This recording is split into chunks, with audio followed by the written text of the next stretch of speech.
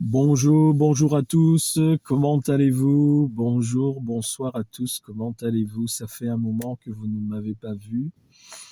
Vous savez que dans la vie, il y a des temps de pause et il y a des temps de silence. Donc il y a des temps où on ne doit pas trop se manifester.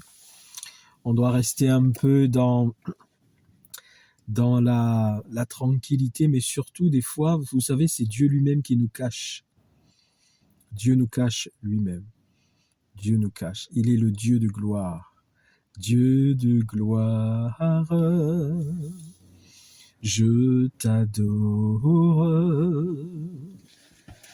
Ton nom s'élève en majesté, Dieu de mes lèvres. Je célèbre ta bonté, ton règne, ton autorité, digne es-tu, agneau de Dieu. Oui, il est digne. Jésus-Christ est digne. Le Père est digne. L'Esprit Saint est digne, digne d'être adoré, digne d'être loué, digne d'être célébré. Digne d'être glorifié, d'être acclamé, car vous savez, il n'y a qu'un seul Dieu. À un moment donné dans sa parole, Dieu dit « Je suis l'Éternel et il n'y en a point d'autre. Je suis l'Éternel et il n'y en a point d'autre. Il n'y a point de Dieu hors de moi. Il est l'alpha et l'oméga. Il est le seul Dieu, Père, Jésus-Christ, Saint-Esprit, et il est le seul créateur. Il n'y a eu aucun être en dehors de Dieu qui a été avec Dieu, ni pour lui dire ce qu'il devait faire, ni pour lui conseiller quoi que ce soit dans ce qu'il devait faire, ni pour l'aider à faire ce qu'il a voulu faire. C'est Dieu seul qui a décidé par son propre conseil divin de faire ce qu'il voulait, comme il voulait, de la manière dont il le voulait, au moment où il le voulait. Et mes amis, c'est toujours la même chose, c'est toujours le même cas. Rien n'a changé, car en Dieu, il n'y a ni changement, ni ombre de variation. Dieu est immuable. Dieu est il vit en lui-même, par lui-même, pour lui-même. On dit ainsi que Dieu est immanent. Il est immanent. Il vit en lui-même, par lui-même, pour lui-même. Mes amis, depuis que la terre existe, depuis que la terre a été créée par Dieu, rien n'a changé en ce qui concerne Dieu, son autorité, sa gloire, sa souveraineté et sa puissance. C'est pour cela que je voulais dire à quelqu'un aujourd'hui, arrête de t'agiter. Ne t'agite pas. Aie confiance en Dieu. Fais confiance à Dieu. Ne t'agite pas. Arrête de t'agiter. Aie confiance en Dieu. Marthe et Marie, vous vous souvenez, où Jésus était un jour chez les sœurs Marthe et Marie, dont le frère c'était Lazare que Jésus a ressuscité. Et puis Marthe était toute seule en train de s'occuper de tout au niveau pour servir Jésus et les disciples qui étaient là. Et puis à un moment donné, vu que Marie, elle était assise aux pieds de Jésus, recevant la parole de vie, parce qu'il y avait celui qui est la vie, Jésus-Christ, le chemin, la vérité et la vie, était là, présent. Et Marie était assise aux pieds de celui qui est le chemin, la vérité et la vie. Et elle recevait cette vie. Et Marthe, qui, elle, était seule à s'affairer pour tout préparer, pour servir tout le monde, dira à Jésus, vous le savez, « Seigneur, ne t'inquiètes-tu pas de ce que je suis seule à m'occuper de tout? Pourquoi ne demandes-tu pas à ma sœur Marie de m'aider ?»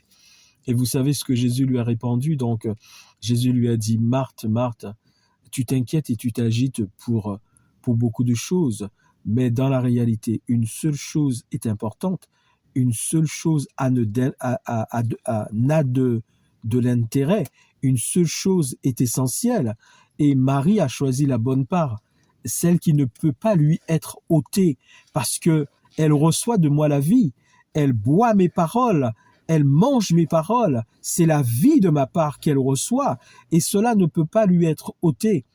Et c'est ça qui est le plus important, parce que vous savez que nous sommes appelés, avant toute chose, la finalité de toute chose, c'est le salut de notre âme. Nous sommes appelés à vivre éternellement avec Dieu dans son royaume éternel. Donc c'est ce que Jésus voulait dire à Marthe. C'est ce que Jésus voulait dire à Marthe. Marthe, Marthe, tu t'inquiètes et tu t'agites pour des choses passagères. C'est ce qu'il voulait lui dire. Tu t'inquiètes et tu t'agites pour des choses passagères. Ces choses-là s'arrêteront un jour, mais ce que Marie est en train de recevoir de moi en étant assise à mes pieds, c'est la vie éternelle qu'elle est en train de recevoir de moi. Cette vie qui jaillira dans l'éternité. Alors je voudrais dire à quelqu'un, ne t'agite pas, ne t'agite plus, sois dans la paix, aie confiance en Jésus-Christ, confie-toi en Jésus-Christ. Vous savez, dans l'Acte des Apôtres, au chapitre 10, il nous est rapporté l'histoire de Corneille. Corneille qui était un centenier romain, vous savez. Et il est dit de cet homme-là, un officier de l'armée romaine, il est dit que cet homme-là, il était pieux. Écoutez bien, il était pieux et il craignait Dieu. Il était pieux et il craignait Dieu. Et il priait beaucoup, et il faisait beaucoup d'aumônes au peuple. Cet homme-là, mes amis, n'était pas un juif. C'était un païen, c'était un étranger. Il faisait partie en plus des occupants, c'est-à-dire de ceux qui occupaient le territoire d'Israël. C'était donc la nation romaine à cette époque-là qui occupait le pays d'Israël, Canaan. C'était un occupant. Mais pourtant, vous voyez, mes amis, ce n'est pas une question de nationalité ou de couleur de peau ou d'ethnie ou de pays. Non, mes amis. C'est une question de foi. Cet homme-là, il avait été touché. Il avait été touché par l'évangile, par la bonne parole du salut en Jésus, certainement par les miracles, les dons, les miracles, les prodiges. Il avait peut-être vu des choses se faire. Il était peut-être, surtout que c'était un officier romain, il avait peut-être vu de ses propres yeux des miracles. Et peut-être avait-il vu Jésus lorsque Jésus était encore sur la terre en tant qu'homme, l'avait-il lui-même vu et entendu. Mais quoi qu'il en soit, devant Dieu, c'était un homme de foi, c'était un homme qui marchait dans le salut parce que il croyait en Dieu, il croyait que le Dieu de ce pays que lui-même il était en train d'occuper, que son armée était en train d'occuper, il croyait que le Dieu de ce pays-là, c'était le vrai Dieu. Il croyait en Jésus-Christ. Il croyait que le Dieu d'Abraham, d'Isaac et de Jacob, le Dieu du peuple d'Israël, c'était le vrai Dieu. Et donc, la parole de Dieu nous dit, si vous pouvez le lire dans Actes des Apôtres, chapitre 10, dès le début du premier verset, vous pourrez le lire. Il nous est dit donc, il y avait un homme qui s'appelait Corneille, de la cohorte dite d'italienne. Donc, c'était un officier, un centenier romain de l'armée romaine, mais pourtant, cet homme-là, il est dit, il était pieux, il craignait Dieu, il priait beaucoup et il faisait beaucoup d'aumônes au peuple. Et c'est là que, parce que cet homme avait une vie agréable à Dieu, un ange viendra lui dire, va faire appeler celui qui s'appelle Simon, c'est-à-dire Pierre, celui qu'on surnomme Pierre, Simon qu'on surnomme Pierre, c'était l'apôtre Pierre qui lui était à Joppé. Et l'apôtre Pierre qui était à Joppé, et l'ange dit à Corneille, envoie donc de tes serviteurs appeler l'apôtre Pierre. Et c'est ce qu'il va faire, mes amis. Il va faire appeler l'apôtre Pierre. L'apôtre Pierre viendra, je passe sur ce qui concerne Pierre lui-même, quand lui priait, tout ça. Et l'apôtre Pierre viendra avec d'autres disciples de Joppé qui étaient là avec lui. Ils viendront donc dans la maison de Corneille et il demandera à Corneille, pourquoi m'as-tu fait appeler? Explique-moi la raison pour laquelle tu m'as demandé. Et Corneille lui expliqua exactement qu'il était en train de prier vers la 15e heure, c'est-à-dire vers 3 heures de l'après-midi chez lui. Il était en train de prier et un ange lui est apparu et l'ange lui a dit envoie donc tes serviteurs appeler cet apôtre Pierre. Il viendra donc chez toi et il t'expliquera plus en profondeur les choses de Dieu. Et vous avez, mes amis, Pierre lui-même, avant qu'il ne vienne chez Corneille, il avait fait une expérience aux environs de midi, là où il était à Joppé, dans la ville de Joppé. Il était montré sur la toiture pour prier et il avait faim. Il priait et puis il va tomber en extase. Il va voir une grande nappe avec toutes sortes de quadrupèdes, de reptiles, toutes sortes d'animaux sur cette nappe. Et Dieu lui dit, le Saint-Esprit lui dit, Pierre, tue et mange, parce qu'il avait faim. On était en train de lui préparer à manger pendant qu'il était en train de prier sur le toit de la maison, mais il va faire cette expérience, il va tomber en extase, il aura cette vision, et le Saint-Esprit lui dit, Pierre, tue et mange. Mais comme sur cette grande nappe, ce qu'il a vu, il y avait des animaux purs, mais il y avait aussi des animaux impurs, Pierre va dire dans cette vision à Dieu qui lui parle, il dit, Seigneur, je n'ai jamais rien mangé d'impur et il n'est jamais entré dans ma bouche rien d'impur. Et Dieu lui dit, ce que Dieu a déclaré pur, ne le considère pas comme souillé. Donc il avait fait cette expérience et ça s'est produit à 3 fois dans cette vision qu'il a lorsqu'il est tombé en extase en priant sur le toit de la maison aux environs de midi. Il a fait cette expérience de cette vision et ça s'est répété à 3 fois, jusqu'à 3 fois, nous dit la parole de Dieu, ça s'est répété. Et il se posait la question, Pierre, mais qu'est-ce que ça veut dire? Vous voyez, c'est exactement ce qui se passe quand on a des révélations de Dieu, on a des visions. On n'a pas tout de suite la compréhension. On ne comprend pas forcément ce que Dieu nous a dit. On a des visions, Dieu nous montre des choses, mais on ne comprend pas toujours. Donc, on médite sur ça, on réfléchit, on prie, on demande à Dieu de nous faire comprendre parce qu'on ne comprend pas toujours. Et Pierre, c'était le cas. Il avait eu cette vision, il était tombé en extase, tout ça, mais il ne comprenait pas ce que ça voulait dire. Il ne comprenait pas. Lorsqu'il viendra chez Corneille, quand Corneille lui explique qu'un ange lui est apparu, tout ça, et lui a demandé d'aller de le faire appeler, lui, l'apôtre Pierre, pour que l'apôtre vienne et lui explique plus en profondeur les choses qui concernent Dieu. Regardez ce que Pierre va dire. Et c'est là qu'il comprendra. Il aura la révélation de la vision, de l'extase qu'il a eue, parce que ça s'est passé au moins 3 jours plus tôt, puisque ils sont allés, oui, ça s'est passé, il est venu chez Corneille, au moins le 3e jour, le temps qu'ils aillent l'appeler. Il est dit que Pierre les a logés, le lendemain Pierre est parti avec eux, donc ça c'est 2 ou 3 jours après que Pierre est venu chez Corneille. Et regardez ce que Pierre va dire. C'est là que Pierre aura la vision et la révélation pas la vision, c'est là que Pierre aura la révélation, l'explication et la compréhension de la vision qu'il a eue 2 jours plus tôt. Pierre va dire, quand Corneille lui explique, je priais aux environs de 15 heures dans ma maison, un ange m'est apparu et il a demandé à ce qu'on te fasse appeler. Pierre va dire ceci, c'est au verset 34, Actes des Apôtres, chapitre 10, verset 34. Pierre dit, en vérité, je reconnais qu'en toute nation, il dit d'abord, en vérité, je reconnais que Dieu ne fait point acception de personne. Dieu ne fait point de favoritisme. Ça veut dire quoi, mes amis? Ça veut dire que Dieu ne rejette personne. Dieu a des choix qu'il fait par rapport à ses desseins. Il choisit telle personne ou telle personne pour accomplir ses desseins. Mais en ce qui concerne l'amour que Dieu porte à tous les hommes, Dieu ne rejette personne. Dieu porte le même amour à tous de la même manière.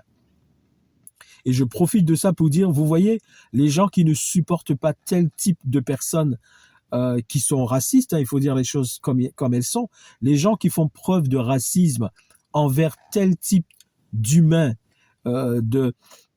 d'ethnie, de pays, de ressortissants de tel pays. Les gens qui sont comme ça, vous voyez, ce sont des personnes qui n'ont pas l'amour de Dieu en elles.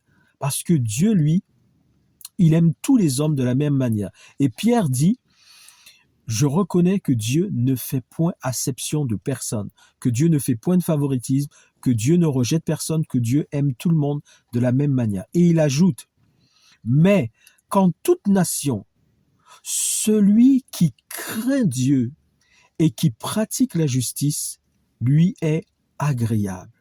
En toute nation, quelle que soit la nation. Et c'est là qu'il a compris cette vision qu'il a eue. En toute nation, du moment où quelqu'un, quelle que soit sa nation, sa nationalité, son ethnie, son appartenance, son village, sa tribu, ses origines, quelle que soit, du moment où cette personne-là craint Dieu et où cette personne-là pratique la justice, cette personne est agréable à Dieu. Et c'est là qu'il a compris que Jésus était venu pour apporter le salut au monde entier et que même si lui, il était juif, désormais, Dieu avait fait sauter cette barrière entre les juifs et les païens. Parce qu'il y avait plein de règles à respecter entre les juifs et les païens. Et un juif ne pouvait pas entrer comme ça chez un païen. Et donc, c'est ce qu'il va dire d'ailleurs dès qu'il entre chez Corneille. Il lui dit que justement, vous savez que un juif ne peut pas entrer comme ça chez un païen. Mais là, maintenant, il a la révélation de la vision, de l'extase qu'il a eue 2 jours plus tôt à Jopé. Et là, il comprend quand Corneille lui explique que l'ange a demandé à Corneille d'aller lui demander de venir chez Corneille. Eh bien, c'est là qu'il dit, je reconnais que Dieu ne fait point acception de personne, mais qu'en toute nation, celui qui craint Dieu et qui pratique la justice, lui est agréable. Et c'est là qu'il va comprendre que le salut est pour tous, le salut est pour toutes les nations, pour tous les peuples, que Dieu ne considère plus les personnes en tant que juifs et païens. Dieu considère tout le monde de la même manière. Dieu ôte les barrières, Dieu enlève les séparations entre juifs et païens. Du moment où quelqu'un accepte Jésus dans sa vie comme sauveur et seigneur de sa vie, Dieu ne considère plus les règles qu'il avait données aux Juifs et du fait que les Juifs ne devaient pas se mélanger avec les païens. Du moment où un païen, il était païen, mais maintenant il est enfant de Dieu, il est chrétien, il a reçu Jésus dans sa vie, il est plus considéré comme un païen, il est un enfant de Dieu, il est bénéficiaire de la grâce de Dieu, de l'amour de Dieu. Et donc Pierre a compris ça. Pierre a compris que maintenant l'évangile c'était pour tout le monde, la bonne nouvelle du salut en Jésus c'était pour tout le monde et qu'il ne devait plus considérer les gens en fonction de leur origine, de leur pays, du fait qu'ils n'étaient pas juifs et que c'était des païens. Il a compris ça enfin Pierre, il a compris donc la vision qu'il avait lui-même eue à Jopé. Et il déclare ceci, qu'en toute nation, Dieu ne fait acception de personne, Dieu ne fait de favoritisme envers personne, Dieu ne rejette personne, mais qu'en toute nation, quelle que soit la nation d'une personne, du moment où cette personne craint Dieu et où elle pratique la justice, cette personne est agréable à Dieu. Et regardez ce qu'il est dit de Corneille, dès le chapitre 1, après ça, le 2, le 3, quand on lit au chapitre 10, c'est pas le verset, je voulais dire, le chapitre 10 de Actes des Apôtres au verset 1, il est dit, il y avait un homme appelé Corneille, qui était centenier de la cohorte dite italienne, donc un officier de l'armée romaine. Il est dit, cet homme-là craignait Dieu. Vous voyez ce que Pierre est en train de dire? Pierre dit, quelle que soit la nation d'une personne, quelle que soit sa nationalité, son origine, son ethnie, sa tribu, son pays, du moment où cette personne-là craint Dieu et pratique la justice, cette personne est agréable à Dieu. Et il est dit qu'on lit en Acte 10, dès le verset 1, il est dit de Corneille craignait Dieu, il priait beaucoup et il faisait beaucoup d'aumônes. Donc vous voyez, Corneille réunit exactement ce que Pierre est en train de dire. Corneille, qui était pourtant un étranger, c'était un Romain. En plus, il était l'occupant romain qui occupait le pays d'Israël. Mais cet homme avait reçu Jésus comme son sauveur et son Seigneur. Il craignait Dieu. La Bible dit, Corneille craignait Dieu. Et là où on voit aussi qu'il pratiquait la justice, c'est qu'il priait beaucoup. Donc on peut penser qu'il ne priait pas que pour lui, il priait pour toutes sortes de sujets. C'est une manière aussi de pratiquer la justice. Le fait de prier, parce que Dieu nous dit, priez les uns pour les autres, par exemple. Donc c'est une manière aussi de pratiquer la justice. Le fait de prier pour les autres, pour toutes sortes de choses. Et il faisait beaucoup d'aumônes. Donc vous voyez, Corneille réunissait ce que Pierre est en train de dire. En toute nation, Dieu ne fait point acception de personne. Du moment où la personne craint Dieu, où elle pratique la justice, cette personne est agréable à Dieu. Je voulais dire à quelqu'un aujourd'hui, arrête de t'agiter. Je ne sais pas quelle est ton épreuve. Qu'est-ce qu'on a dit sur toi? On a dit peut-être du mal de vous. On a dit du mal de vous. On vous a sali. On a détruit votre image. On vous a décrit comme une personne mauvaise, méchante. On a dit de vous toutes sortes de choses ignobles. On vous a calomnié. On a médit sur vous. Même des fois, vous avez fait du mal, Vous avez fait du bien aux gens. Vous avez fait du bien aux gens. Et les gens, en retour, ils vous l'ont rendu par le mal. Vous avez fait du bien aux gens et on vous l'a rendu par le mal. Je voudrais vous dire. Et puis, à cause de tout ça, à cause de toute cette méchanceté qu'on déverse contre vous, à cause de tout ce mal qu'on vous fait, à cause du fait qu'on a détruit votre image, vous êtes agité et des fois vous réagissez mal, vous êtes en colère et vous êtes très agité. Je voudrais dire à quelqu'un, écoutez cette parole que Dieu a voulu que je vous dise. Ne vous agitez plus, ne t'agite plus. Arrête de t'agiter. Arrête de t'agiter. Arrête de manifester l'aigreur, la colère face à l'injustice dont tu es victime. Tu es certainement victime de méchanceté, d'injustice. Arrête. Arrête de t'agiter. Arrête de t'agiter. Ce qui importe pour Dieu, c'est que tu craignes Dieu et que tu pratiques la justice. Car Dieu, ce qu'il aime, ce qui lui est agréable, quelle que soit ta nation, ton origine, ton peuple, ton ethnie, ton village, ton pays, ce qui importe pour Dieu, quelle que soit la couleur de ta peau, la manière dont sont tes cheveux, la couleur de tes yeux, ta taille, petit, grand, est-ce que tu es ta physionomie, est-ce que tu es de ta corpulence, est-ce que tu es une personne qui est assez enrobée ou est-ce que tu es une personne mince, est-ce que tu es maigre, quel que soit, mon ami, écoute-moi, écoute cette parole du Saint-Esprit, arrête de t'agiter. À cause du mal qu'on te fait, tu t'agites.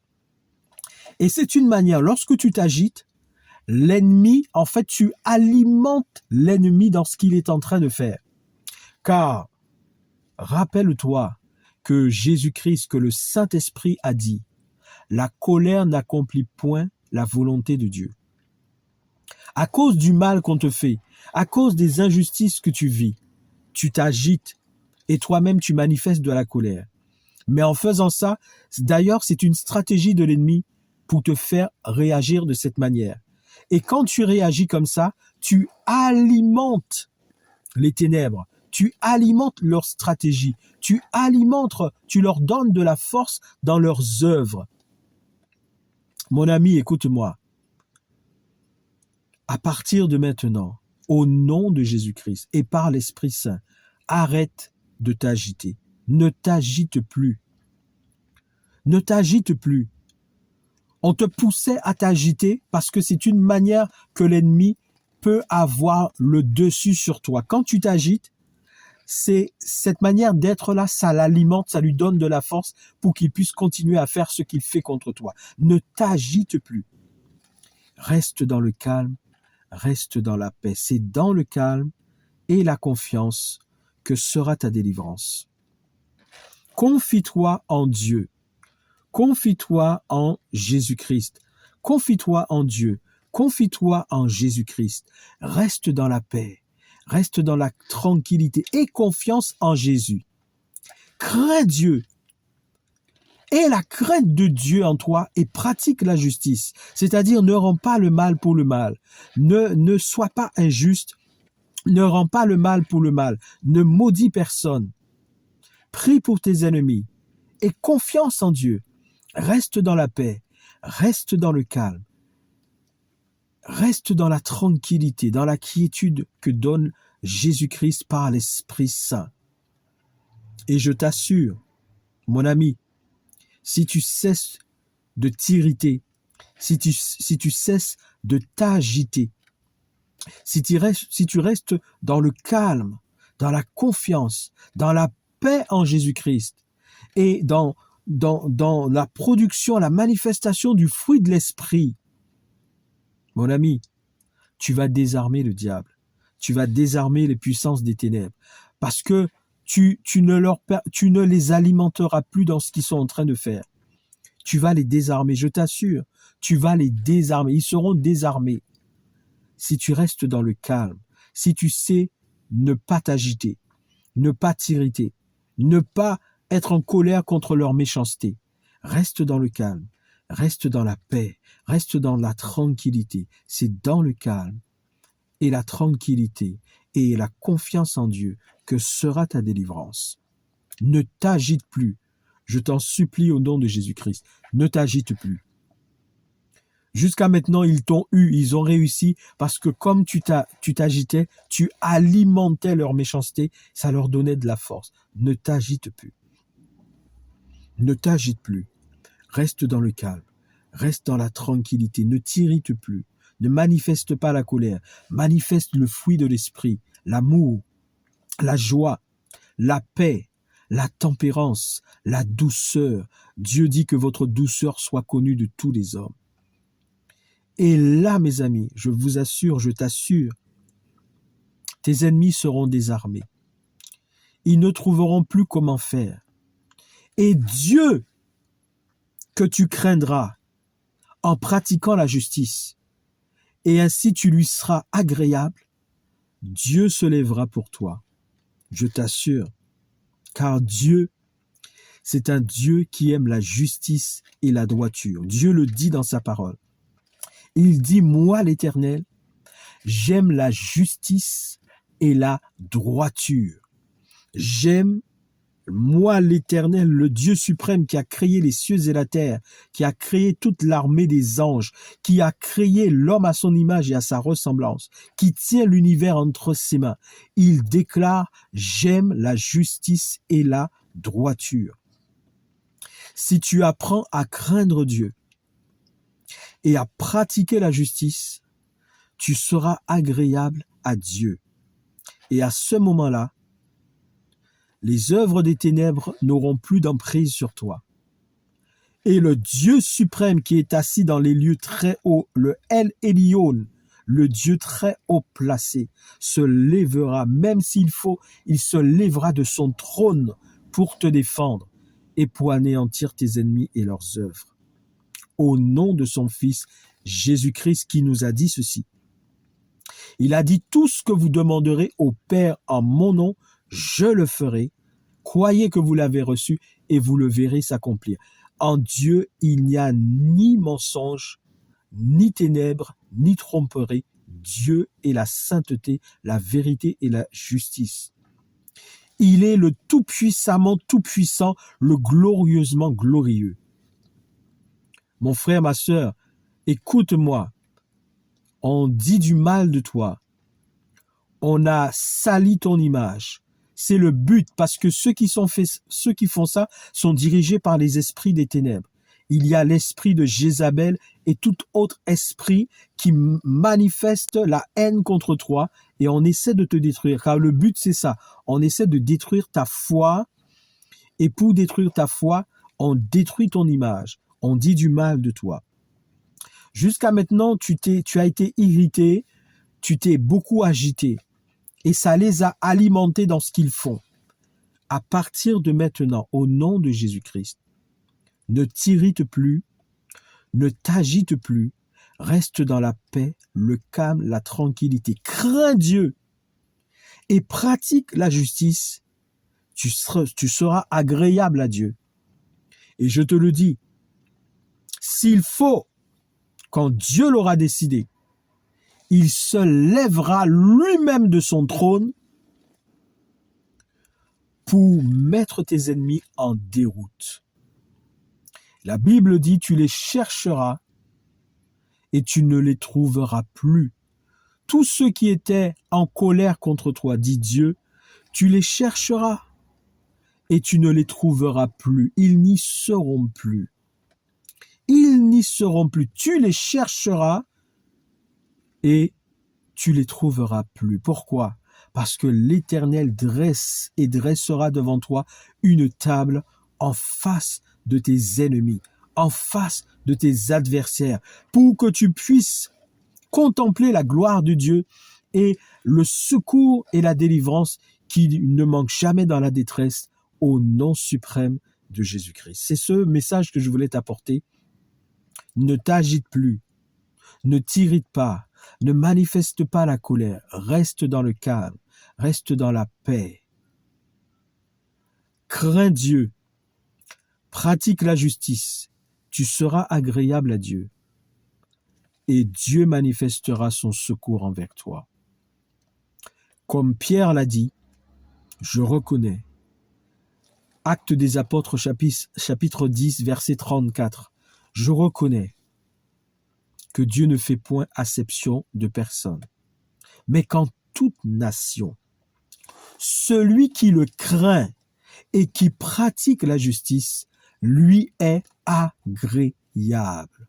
Et si tu es agréable à Dieu, Dieu te défendra contre tes ennemis. Peut-être que jusqu'à maintenant, tu n'as pas été agréable parce que tu t'es irrité toi-même et tu t'es agité. Tu n'étais pas agréable à Dieu. Tu as vu tes ennemis avoir le dessus sur toi parce que tu n'étais pas agréable à Dieu. Maintenant, tu vas t'évertuer à être agréable à Dieu. Et Dieu changera les circonstances de ta vie. Que Dieu te bénisse, que Dieu nous bénisse ensemble au nom de Jésus-Christ. À bientôt. Soyez bénis. Soyez bénis. Alléluia. Sekoro bakanta karashanda. Zoro shaka terebere sanda kabara.